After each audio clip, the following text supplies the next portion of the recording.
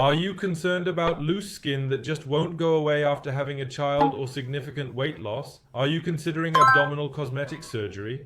When we refer to abdominal surgery, it is commonly divided into standard and mini categories. Let's look into the types of mini abdominal surgery and what results you can anticipate. Stay with us. I'll start the discussion again after the intro.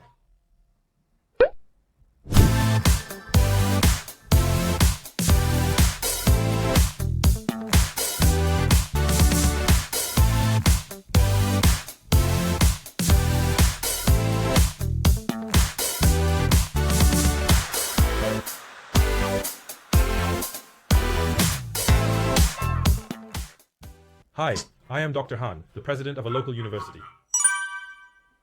If you have some loose skin around your lower abdomen that hasn't improved, you may ultimately need surgery to resolve it.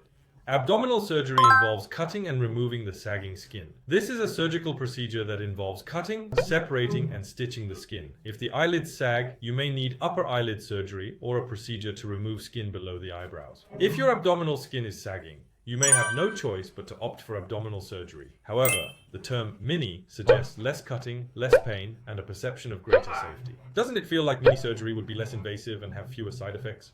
Yes, that's true. Mini abdominal surgery is usually safer, less painful, and has fewer complications than standard surgery. However, not everyone can choose mini surgery. Not everyone can undergo mini abdominal surgery, and not everyone can choose full abdominal surgery just because they want to. What are the differences? Let me first explain the surgical process of full abdominal surgery. In the case of full abdominal surgery, the procedure typically involves detaching the skin up to the navel. Next, we will also detach the area around the sternum. The abdominal muscles are then stitched vertically, and after cutting the navel, the skin is pulled down and stitched. Typically, the amount of skin removed ranges from the pubic area to the navel. However, in mini surgery, this amount is not as significant. If a significant amount of skin is cut away, the skin around the navel must be able to reach the pubic area for full abdominal surgery to be performed. If the upper abdomen does not sag, these individuals cannot undergo standard abdominal surgery and must opt for mini abdominal surgery.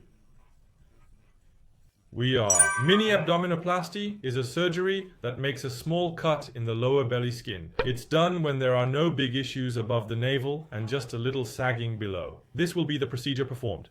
In this case, we don't stitch the muscles. We just cut the skin and the tissue below, pulling it down to sew it up. Liposuction is often done at the same time. In the past, around 10 to 20 years ago, some doctors thought it was safer to do liposuction separately from tummy tucks, but that is no longer the case. Such controversies have faded away, and now it is a global trend to perform liposuction and abdominoplasty together for the best results. If the skin is sagging in the lower abdomen, the skin in the upper abdomen may also not be as firm as that of individuals with taut skin. In these situations, performing 5D liposculpture can be challenging because creating abs requires a certain degree of skin elasticity. By slightly pulling the skin down with mini abdominoplasty, we can improve the insufficient skin elasticity. If the lower abdomen is quite protruding and the skin elasticity is low, mini abdominoplasty may need to be performed. In liposuction, the condition of skin elasticity is more important than the amount of fat. It's important to know how flat a deflated balloon can become.